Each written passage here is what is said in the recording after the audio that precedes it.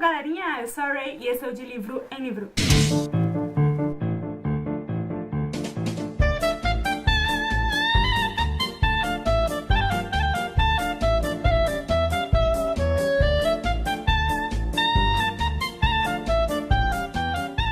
Primeiro de tudo, vamos ser gratos por essa estação maravilhosa que é o outono, né não, minha gente? Esse tempinho meio ameno colabora bastante com a minha leitura. Acontece com vocês também?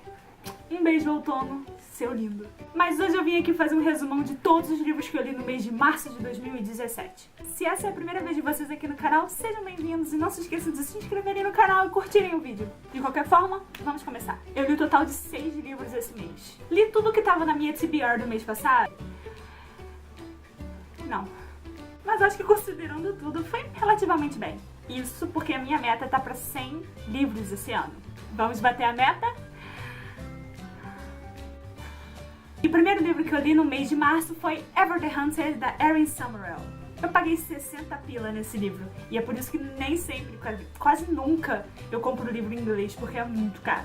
Mas esse livro conta a história de Britta. O pai dela é o caçador oficial do reino e ele ensinou todos os paranauê dele pra ela e pro melhor amigo dela, o aprendiz Cohen. E o Cohen acabou se tornando o melhor amigo de Britta durante esse treinamento. Ela meio que nutria um afeto especial por ele. Só que o Cohen também acabou virando um caçador oficial do rei e ele acabou se afastando e sumindo da vida dela depois de meio que um acontecimento meio conturbado do passado. Só que o pai da Britta é assassinado e ela não tem direito a nada. As terras do pai, dinheiro, casa, nada. E ela também não tem ninguém no mundo. Só que depois de passar por uma espécie de ritual de luto pela morte do pai dela, Britta estava morrendo de fome e ela mal tinha forças pra voltar pra casa. Então ela acaba meio que caçando nas terras do rei, o que é ilegal. Ela é pega pelos guardas e a consequência de caçar ilegalmente na terra do rei é a morte. Só que ao invés de matar ela, eles oferecem a possibilidade, a chance dela conseguir caçar o assassino do pai dela, o responsável pelo assassinato do pai dela. Já que o pai dela tinha uma certa importância e relevância pro reino. Só que nessa, ela descobre que o suspeito pelo assassinato do pai dela é o Cohen, que é o antigo aprendiz dele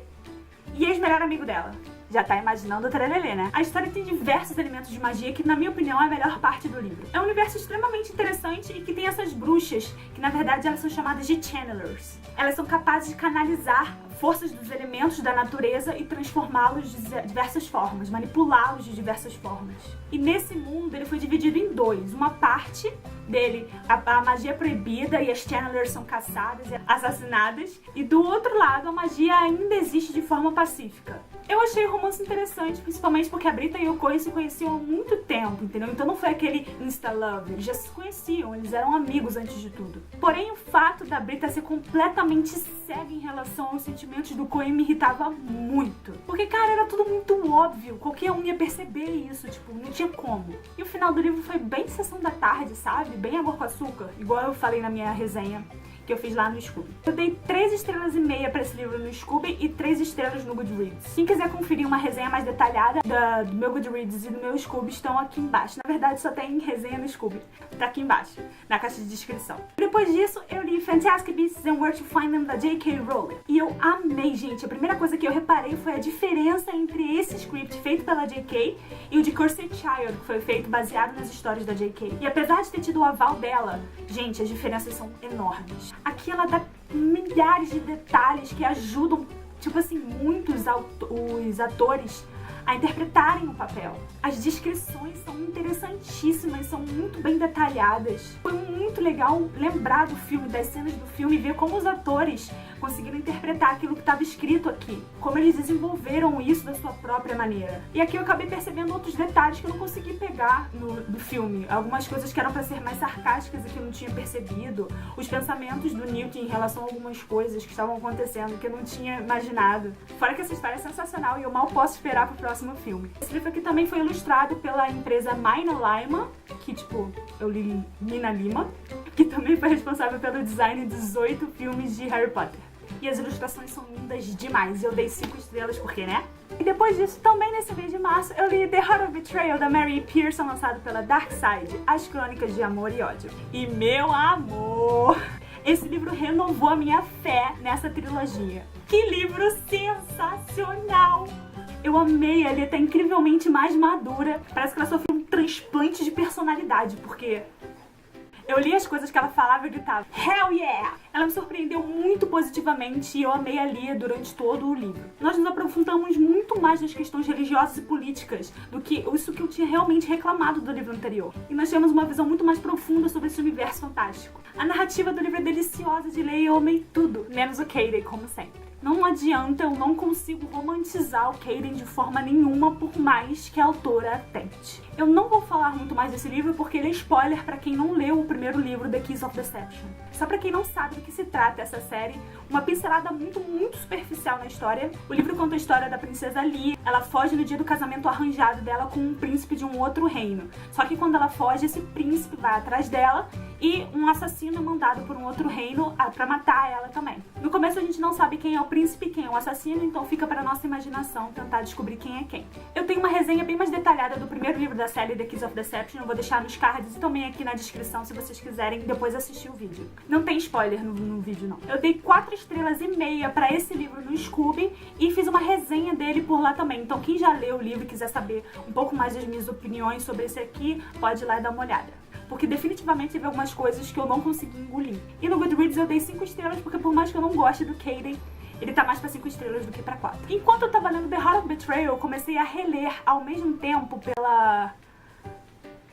Eu já perdi as contas de quantas vezes eu já reli esse livro. Harry Potter and the Philosopher's Stone.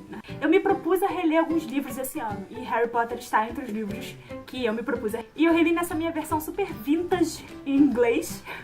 Vintage pra não dizer velha e acabada, mas eu não vou reclamar porque eu ganhei de presente. E cavalo dado no céu dos dentes. E na verdade eu ouvi em audiobook e acompanhei pelo livro ao mesmo tempo. Foi o primeiro audiobook do Harry Potter que eu ouvi e eu amei essa experiência. Eu pretendo reler todos os livros de Harry Potter e eu vou escutar todos eles no audiobook com certeza. Mas eu tenho que comentar com vocês que a melhor coisa foi ouvir no audiobook o jogo de quadribol.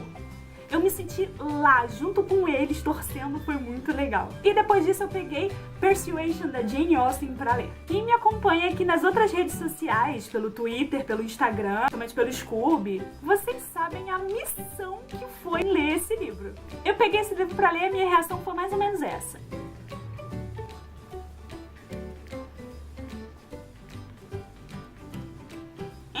Gente, eu achei que eu sabia falar inglês. E tive extrema dificuldade em começar a compreender o livro no começo por causa do linguajar rebuscado da Jane Austen. Aqueles títulos, aquelas palavras muito polidas. Isso meio que acabou me atrasando bastante na leitura, mas depois eu peguei o audiobook pra me dar uma ajudada e aí a leitura conseguiu fluir finalmente. Eu fui pegando o jeito. Resumindo toda a experiência, eu curti o livro. Eu odiei as irmãs da personagem principal, a Anne. Também não fui com a cara da Lady Russell, que acha que sabe o que é melhor pra todo mundo. Eu tenho uma facilidade pra desgostar de personagens, né? Pessoa amarga. Mas eu curti a Anne, apesar de achá-la passiva em vários momentos. Mas a gente entende que esse livro foi escrito em Mil, Lá Vai Vovó. E eu fiquei chocada realmente como às vezes a gente se deixa persuadir pela opinião dos outros e estraga a própria vida. Ou atrasa a própria vida.